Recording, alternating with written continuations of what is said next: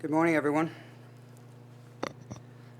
We are here today to give you an update regarding the investigation surrounding St. Mike's College. We appreciate that this investigation and the associated press coverage has been trying on the students, parents, and faculty of St. Mike's College. We would like to thank all the students, parents, and faculty who participated in the investigation. We would like to thank Karen Kennedy and the partner agencies at Boost CYAC, including the SCAN program at Sick Children's Hospital, for their assistance in providing treatment, advocacy, and emotional support to the victims. And there are three aspects to this investigation that I will discuss with you here today. To begin with, I will talk about the occurrences. From start to finish, we have investigated 8 different occurrences. Some of these occurrences were obviously criminal, while others required further investigation. Of the 8 occurrences, we are proceeding on criminal charges in relation to 3 of them. You already know about the one where on Monday, November 19th of this year, 6 young persons from the school were arrested and charged with assault, sexual assault with a weapon, and gang sexual assault. On today's date, 5 young persons turned themselves into police and have been charged with assault, sexual assault with a weapon, and gang sexual assault. This is in relation to an incident that occurred on October 17th of this year. 4 of these young persons that were arrested today were also implicated in the original arrest of November 19th. 2 of these 5 young persons from today's arrests are also charged with assault and assault with a weapon in relation to an incident that occurred on September 18th of this year. Both of these young persons were also implicated in the original arrest of November 19th. The young persons will be appearing today in court at 311 Jarvis. The remaining 5 occurrences are being concluded either because there was no criminal allegation or the complainants did not want to participate in the investigation. The breakdown of the occurrences and their results have been released in today's press release. I can tell you that investigators identified approximately 80 witnesses and conducted approximately 60 interviews. There are no interviews outstanding. With regards to the filming and/or the publishing of the video, I can tell you that we are still actively investigating the fact that the original sexual assault was both videotaped and subsequently distributed. I can further advise you that despite the various warnings, we have credible evidence to suggest that people are still in possession of this video and/or have made attempts to upload it on social media. As I have stated, the video and its distribution is a constant reminder to victims of the trauma they have endured. In many ways, this could be far more detrimental than the assault itself. We will be relentless in this regard. Altering or cropping the video does not change the digital identifiers of the video. You will be caught and you will be charged. With respect to the duty to report, as we had initially stated, part of our investigation will look at the reporting of the incident. I can advise you that after a thorough investigation, we do not believe we have grounds to lay any charges against the principal, Mr. Greg Reeves, in relation to his duty to report under the Child, Youth, and Family Services Act. The same would apply to the faculty and/or any of the coaching staff. We have consulted with the Assistant Crown Attorneys at the Ministry of the Attorney General, who have confirmed that no charges are warranted. In closing, we do not have any evidence or complaints to suggest that this type of behavior extended outside of this school year or involved anyone outside of this small group of students. Additionally, our research into these incidents and our past dealings with the college did not suggest any trend that would lead someone to believe that this is an ongoing or systemic problem. Since the reporting of these incidents and the unprecedented media attention, we have not received any reports of historical physical or sexual abuse. I want to thank Detective Sergeant Greg Payne and his team at Boost CYAC for their hard work.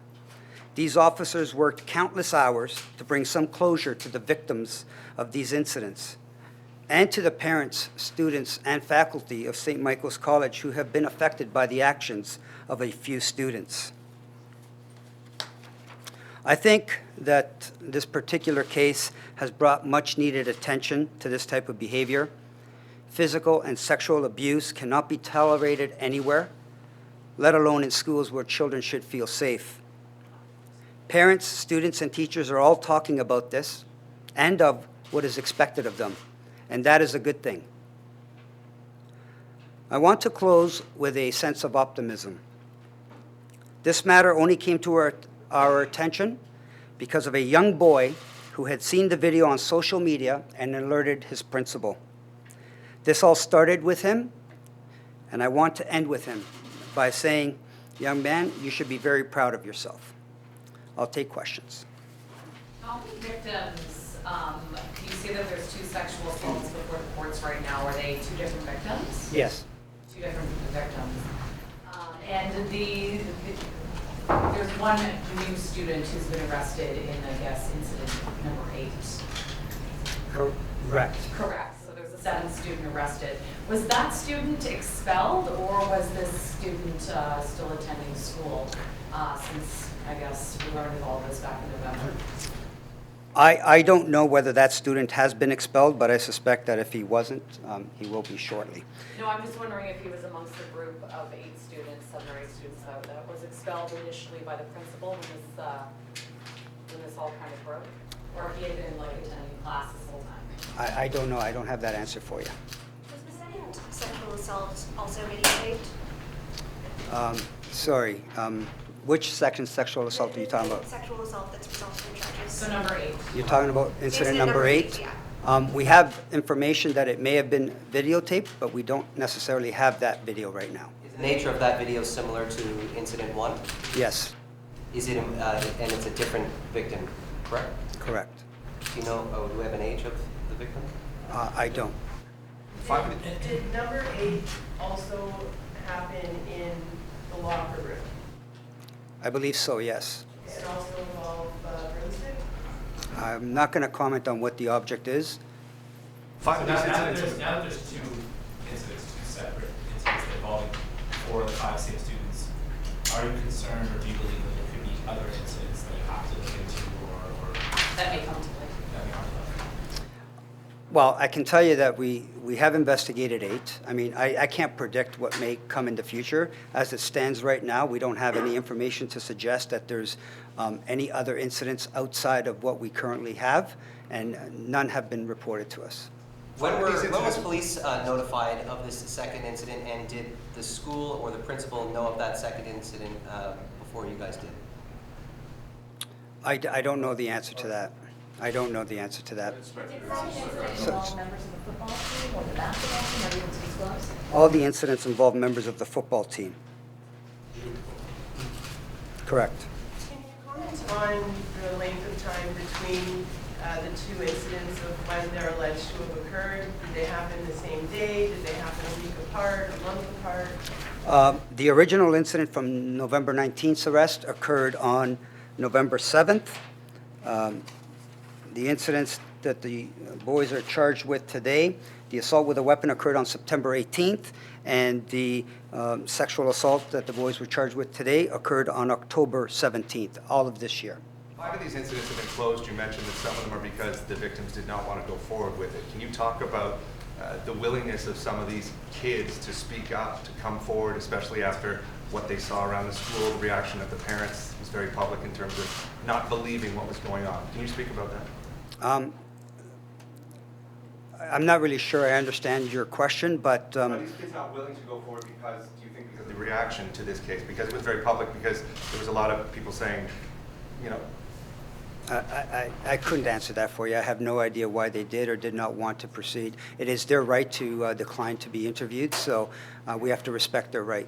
Of the 6 boys that were making a court appearance today, 4 of them were held back. Is it safe to say, were they facing these charges? Is that why they didn't make a court appearance? Yes, 4 of the 5 today are in relation to the original 6, and the 5th today was an additional student. Okay, Inspector, it's a tough question, but you're describing 8 incidents, 3 of which are going to go before the courts, but there are 8. All the children have been charged with before the courts, no adults. Correct. Not 1 incident, not 2, isolated 8. That's a lot of incidents of sexual assault in one setting. And the question to you is, are you clearing every adult, every coach, every teacher, everybody that no one knew about all 8 of these incidents, and it's all on the kids?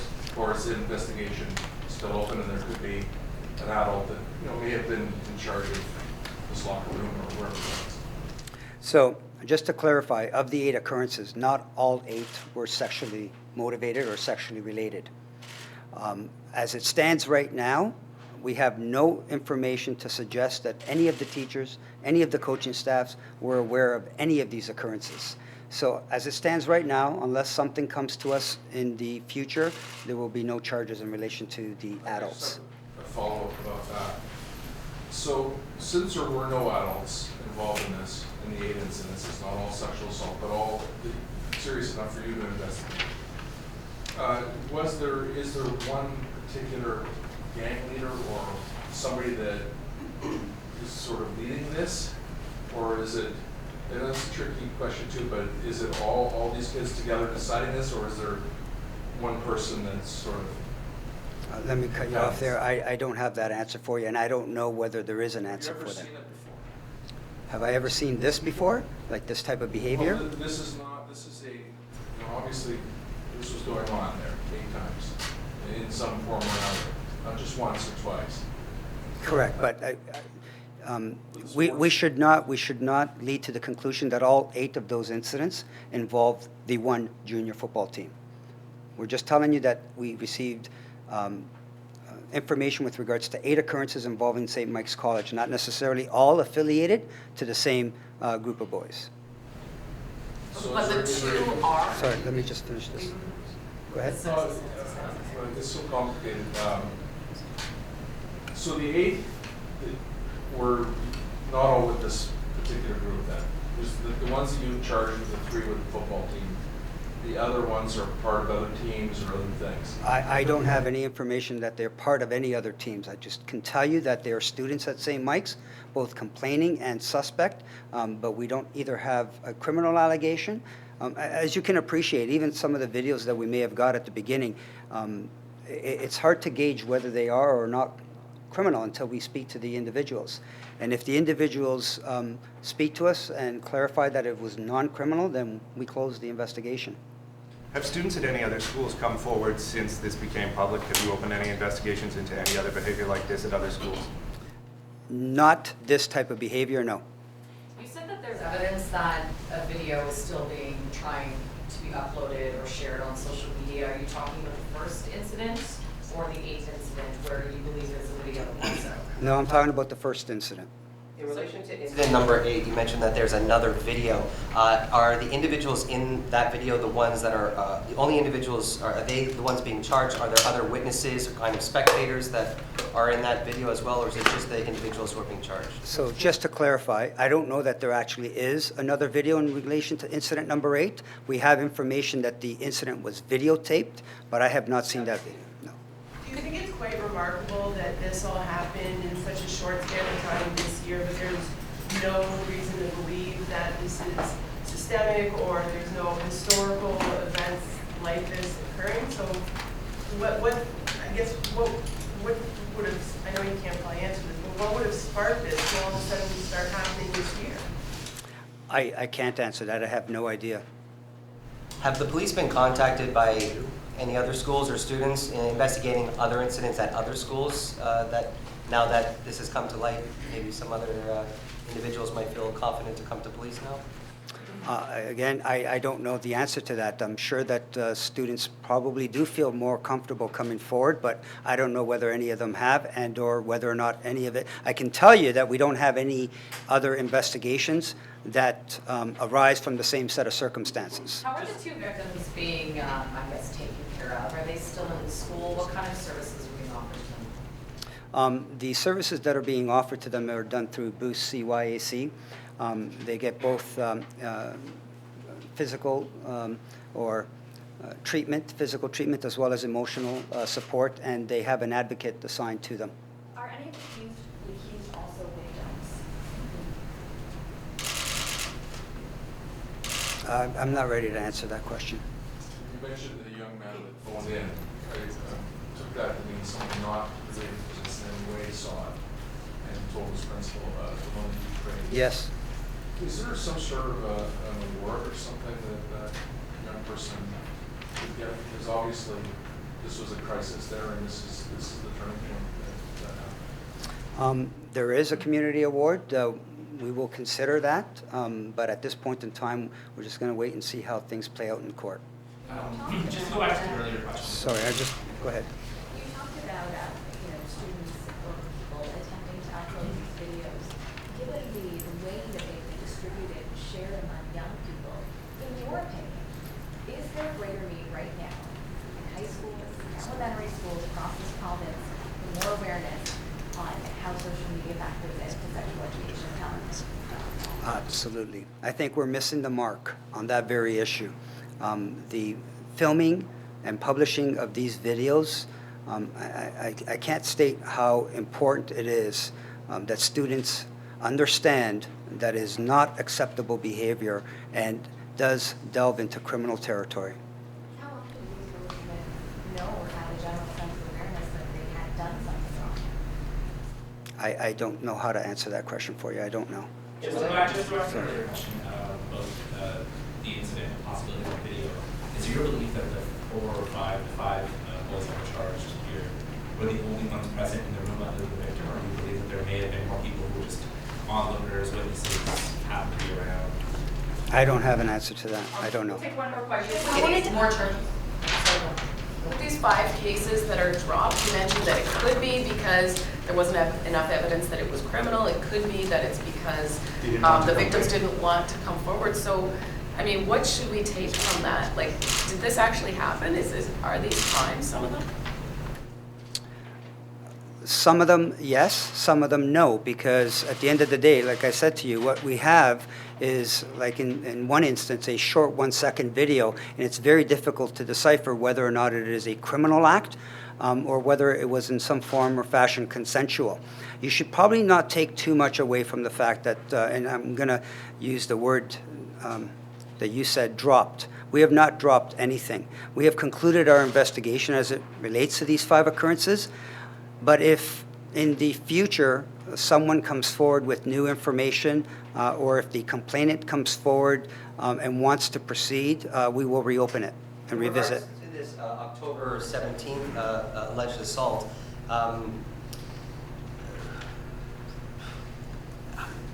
did the victim come forward? Was it their families? What took so long? And when it comes to this particular investigation, were you notified before the initial incident number 1, or did you find out about October 17th after this whole investigation started?